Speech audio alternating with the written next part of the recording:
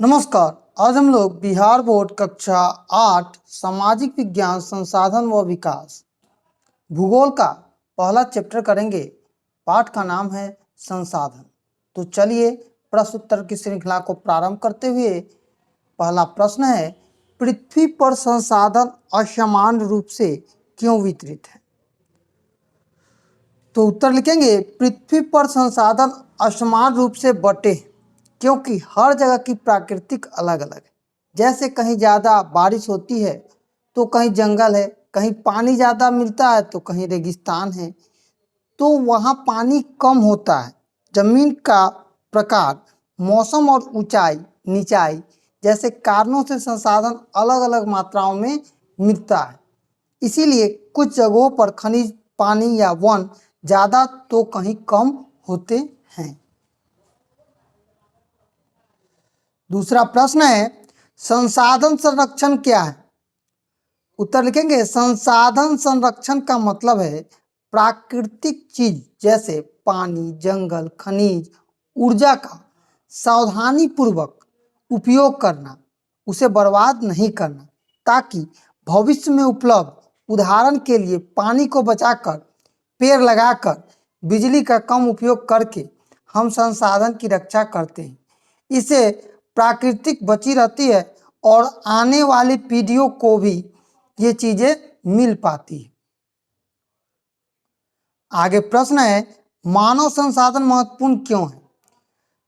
उत्तर लिखेंगे, मानव संसाधन सबसे महत्वपूर्ण है क्योंकि इंसान ही प्राकृतिक के साधनों का सही उपयोग करता है।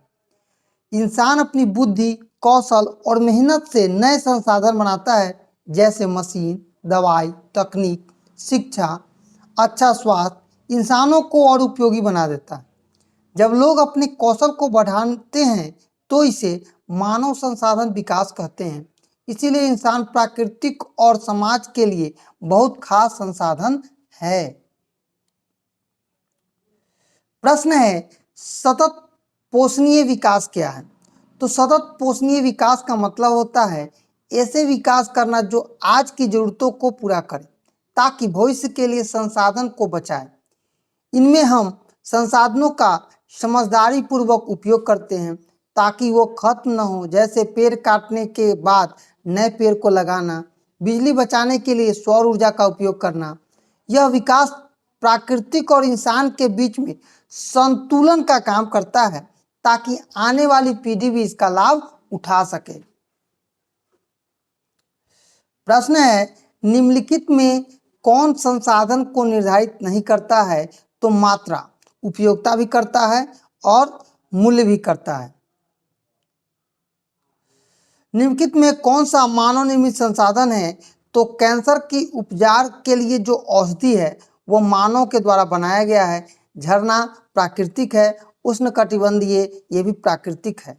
तो आगे प्रश्न है, कथन को पूरा करें। अनवीकरणीय संसाधन डैश होता है तो इसकी सीमित भंडार है, ये खत्म हो जाता है। ठीक है।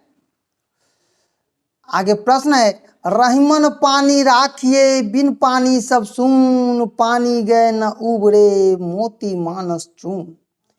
ये पंक्ति अकबर के दरबार के 9 रत्नों में से एक कवि अब्दुल रहीम खान खाना द्वारा लिखी गई। कवि इस प्रकार के संसाधन की ओर संकेत कर रहा है। इस संसाधन के समाप्त हो जाने पर क्या, इसे 100 शब्दों में लिखना है। चलिए, कवि रहीम को महत्वपूर्ण प्राकृतिक संसाधन के रूप में बता रहे हैं। पानी के बिना जीवन संभव नहीं है। यह पंक्ति कहती है कि पानी के बिना मोती, इंसान और आटा चुनकर सब बेकार है। अगर पानी खत्म हो गया तो पेड़ सूख जाएंगे, खेती नहीं होगी और इंसान को पीने का पानी नहीं मिलेगा।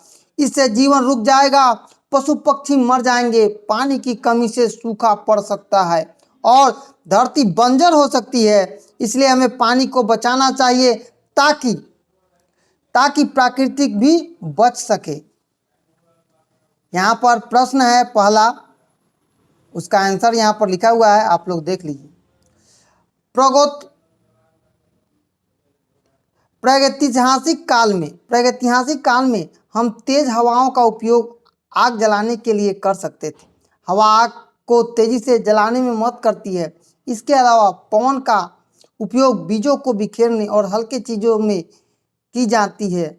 हाँ, पवन को संसाधन कह सकते हैं क्योंकि यह प्रकृति की देन होती है।